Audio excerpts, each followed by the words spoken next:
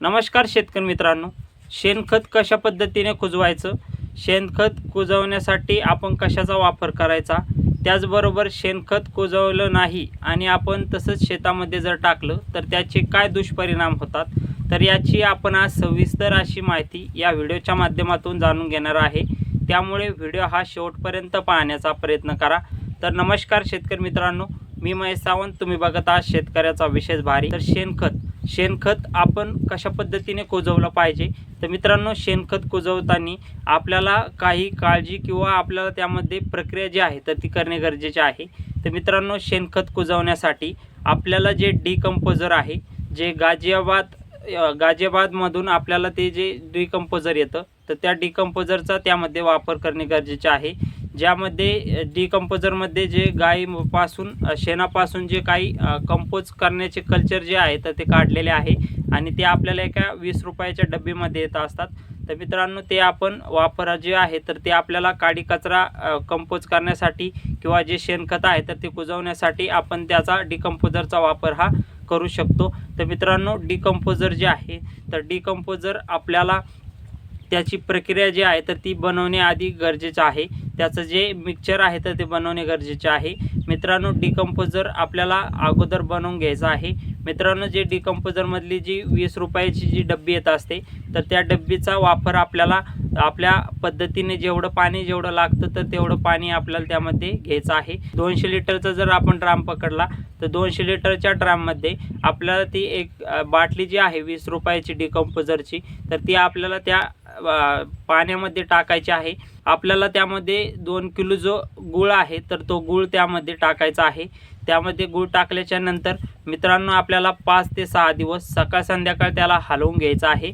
हलवल्याच्या नंतर आपल्याला जो डिकंपोजर जे आहे तर ते आपल्याला तपकिरी कलरचं झालेला आपल्याला दिसून येईल।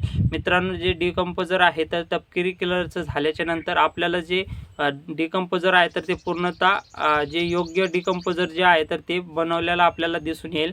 उकांड्यामध्ये असतं तर मित्रांनो त्याला आपल्याला एकदा पाणी टाकून आपल्याला त्यामध्ये खालीवर करायचं आहे। मित्रांनो चांगल्या पद्धतीने आपल्याला त्याला भिजवून घ्यायचं आहे। भिजवल्याच्या नंतर आपल्याला जे शेणखतामध्ये आपल्याला थोडे आपल्याला त्यामध्ये गड्डे करायचे आहे।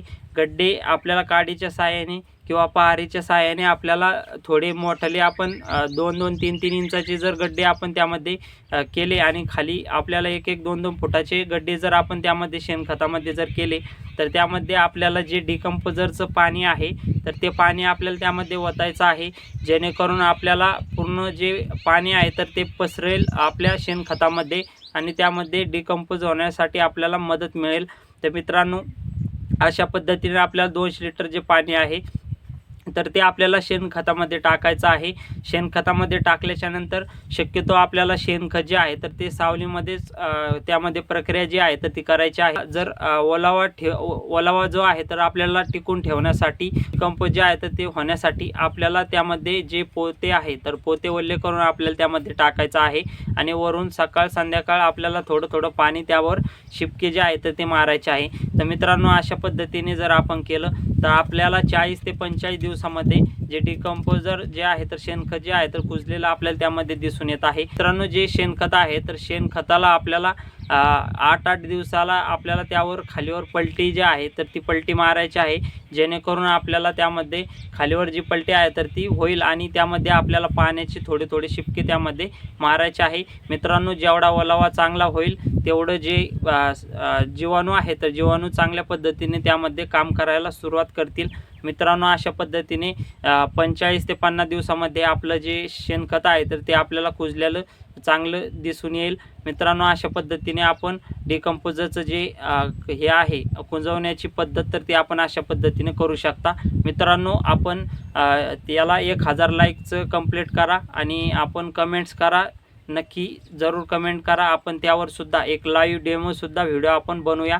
तर मित्रांनो त्यानंतर मित्रांनो आपण आता बघूया की शेणखत जे आहे तर ते आपण जमिनीमध्ये जर न कुजलेलं शेणखत जर जमिनीमध्ये जर टाकलं तर त्याचे काय दुष्परिणाम। मित्रांनो न कुजलेलं शेणखत जर आपण जमिनीमध्ये टाकलं, शेणखत आहे तर त्यामध्ये जास्त प्रमाणात हीट असते. आपण जर शेणखतामध्ये जर हात घालून बघितलं तर आपल्याला समजेल, उकांड्यामध्ये जर हात घालून बघितलं तर आपल्याला त्यामध्ये 65 ते 70% त्यामध्ये जी हीट आहे तर त्यामध्ये हीट असते. त्या मुळांना त्यामध्ये इजा करत असते, घातक असते. तर मित्रांनो, जे अर्धवट शेणखत कुजलेलं आपण जर त्यामध्ये टाकलं तर तो एक दुष्परिणाम होतो. त्यानंतर दुष्परिणाम असा होतो की आपण जर न कुजलेलं शेणखत जर टाकलं तर आपल्या पिकाला ते उपलब्ध होत नाही.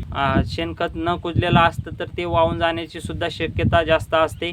त्यामध्ये शेणखत कुजवण्यासाठी ऑक्सिजनची गरज जी आहे तर ती जास्त लागते आणि आपल्या पिकाला सुद्धा चांगलं पोषण होण्यासाठी, मुळांचा विकास चांगला होण्यासाठी त्यामध्ये ऑक्सिजनची गरज असते.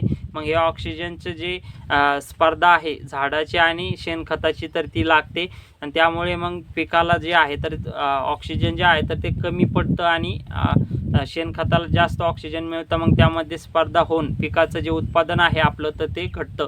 तर मित्रांनो, अशा पद्धतीने जे आहे तर ते आपले दुष्परिणाम आपल्याला शेणखताचे दिसून येतात.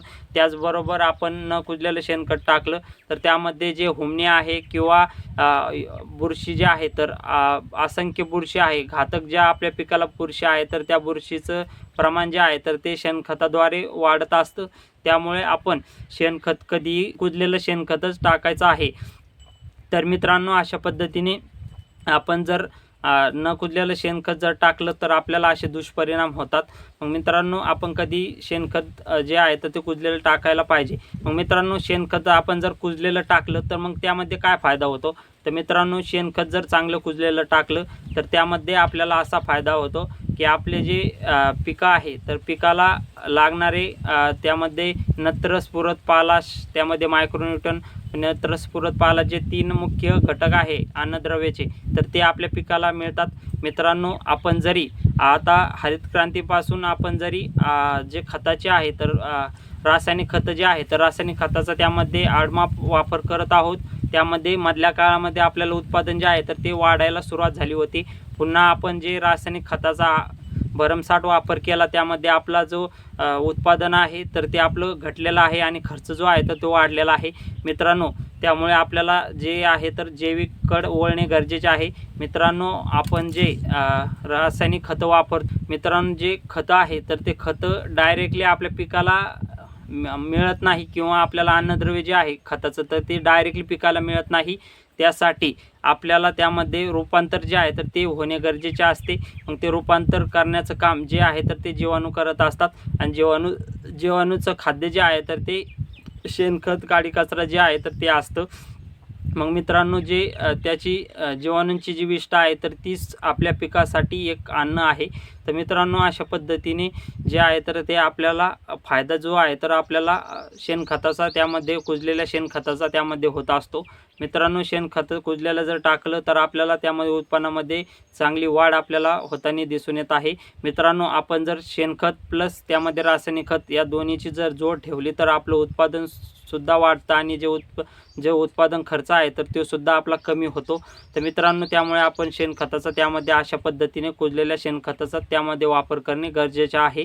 मित्रांनो, शेणखत कुजलेलं आपण जर वापरलं तर जमिनीची जी सुपीकता आहे तर ती वाढवण्याचं काम होतं. त्यामध्ये गांडुळाची जे प्रमाण आहे तर ते वाढतं. आपली जी जमीन आहे तर ती आपली नरम, भुसभुशीत तयार होण्यास मदत मिळते. मित्रांनो, त्यामध्ये जे नांगरणी आपण करतो तर त्यावेळेस सुद्धा जे ढेकळं आहे तर ते सुद्धा नरम आपले निघण्यास मदत मिळते, कारण त्यामध्ये जीवाणूंची संख्या त्यामध्ये जास्त वाढलेली असते. तर असा फायदा जो आहे तर तो शेणखतामुळे आपल्याला कुजलेल्या शेणखताचा फायदा होतो.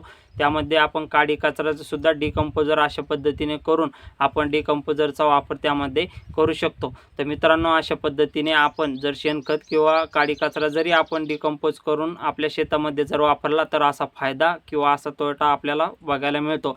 तर मित्रांनो, ही माहिती कशी वाटली कमेंट करून सांगा. व्हिडिओ आवडल्यास व्हिडिओला लाईक करा आणि चॅनलला सबस्क्राईब करून घ्या. आपल्या शेतकरी बांधवांपर्यंत ही माहिती पोहोचवण्याचा प्रयत्न करा. तर मित्रांनो, धन्यवाद. जय जवान, जय किसान.